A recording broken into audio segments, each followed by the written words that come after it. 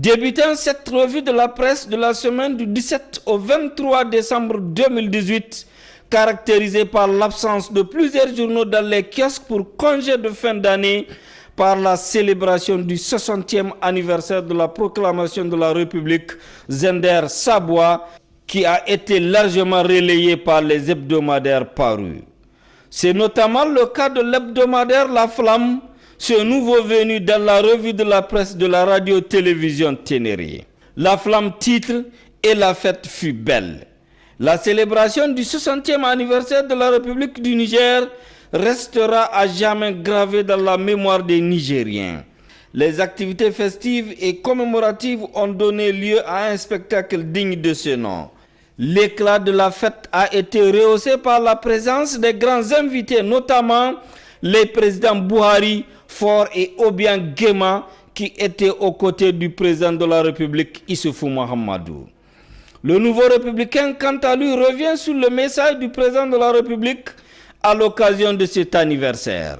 Pour Zender Saboua, tout comme Niamey, Dosso, Maradi, Agadez et Tawa hier, le programme de la rénovation des villes a permis de changer le visage de nos grandes villes et créer des nouveaux centres d'intérêt au profit des populations. Entre 2016 et 2018, ce sont en tout près de 83,5 milliards de francs CFA qui ont été investis pour améliorer la vie des populations de Zender, révèle le nouveau républicain en rapportant les propos du président de la République. Même pour l'éclosion, Issoufou Mahamadou passe à côté des réelles préoccupations du peuple. Un décryptage de son message à la nation fait ressortir le niveau de responsabilité du président de la République dans le blocage du processus électoral. L'éclosion poursuit. Avec cette adresse à la nation, les masques semblent tomber et les mains du président de la République sont visibles dans les manigances aux fins électoralistes qui ont caractérisé le processus électoral. Ce message révèle le personnage d'Issoufou Mahamadou qui s'adresse plus particulièrement à la communauté internationale à qui il tente une opération de charme à démontrer que sa bonne gestion de la démocratie au Niger ne souffre d'aucun doute. Le monde d'aujourd'hui renchérit, c'est un discours toujours terne. Le président de la République, comme à ses habitudes, a eu des gros mots pour aborder les questions politiques. Il appelait pour une alternance en 2021, toute chose que le Niger n'aura réussi depuis son entrée en démocratie, et cela est au moins vrai. Si la volonté est noble, mais encore faut-il s'interroger sur sa sincérité, car pour y aller, il faut plus qu'un simple discours, précise le monde d'aujourd'hui. Beaucoup de Nigériens savent, et sans doute même des observateurs étrangers qui suivent de près la situation politique du Niger, ont dû sourire en entendant le président de la République appeler à des élections démocratiques, transparentes et inclusives en 2021. Cet hebdomadaire indique que l'homme reste le principal maître du processus électoral. Pour ce journal, Issoufou Mahamadou est juste dans une logique de communication tendant à tromper la communauté internationale. Justement, à propos des élections présidentielles de 2021, La Flamme évoqua la candidature de Mohamed Ousmane titre les dessous d'une annonce. Le 16 décembre dernier, le RDR Tchengi et le MRD Hankouri scellaient une alliance démocratique et républicaine ADR, alliance placée sous la présidence de Mohamed Ousmane. Ce journal se demande pourquoi s'empresser pour 2021. Ousmane prend-il ses distances? Ce qui a le plus surpris, poursuit La Flamme, c'est l'annonce de la candidature de Mohamed Ousmane pour 2021. Qui l'eût cru? Cette annonce venant d'une composante de l'opposition politique. Après tout le boucan fait autour du code électoral de la CENI ou encore des opérations foraines en cours.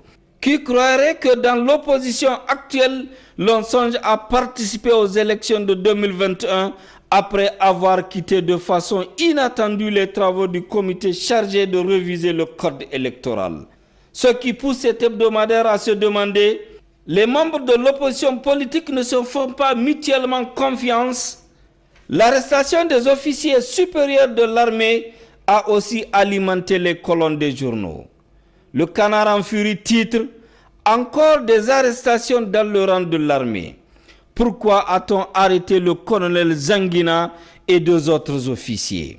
L'information occupe toutes les discussions dans les fadas, les taxis et les réseaux sociaux bien entendu. Le colonel Zanguina ainsi que deux autres officiers, dont un de l'armée de l'air et un autre de la gendarmerie, paraît-il serrés aux arrêts de rigueur depuis le vendredi 14 décembre et internés à la gendarmerie nationale.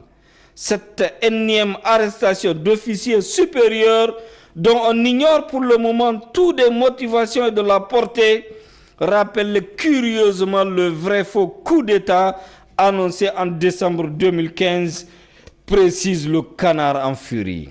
Le monde d'aujourd'hui renchérit, encore des officiers supérieurs de l'armée arrêtés.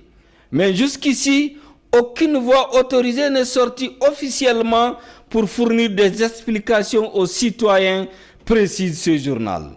À propos de cette affaire, l'éclosion se demande si le président de la République se méfie-t-il des États-Unis d'Amérique et de la France.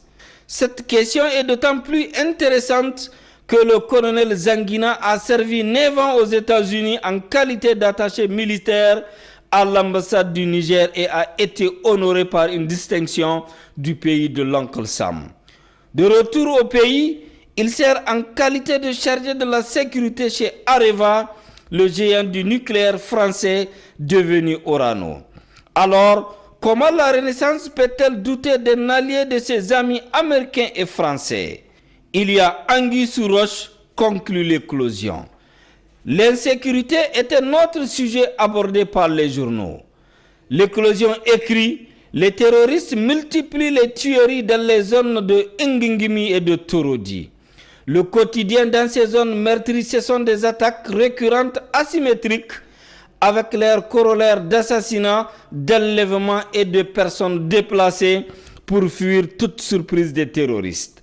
Pour mettre fin à ces attaques, l'éclosion indique que le politique doit revoir ses choix pour que des stratégies réelles soient élaborées avec des hommes valables qui puissent les mettre en œuvre. Le Canard en furie poursuit, le gouvernement doit consulter les populations pour prendre en compte leurs préoccupations concernant leur propre sécurité. C'est d'ailleurs ce qui ressort de la déclaration de presse de la coordination du cadre de concertation et d'action citoyenne de la région de Tillabéri, rendue publique le 15 décembre 2018, que s'est approprié le Canard en furie. C'est ici que prend fin cette revue de la presse. Merci de l'avoir suivi. Au revoir et à la semaine prochaine, Inch'Allah.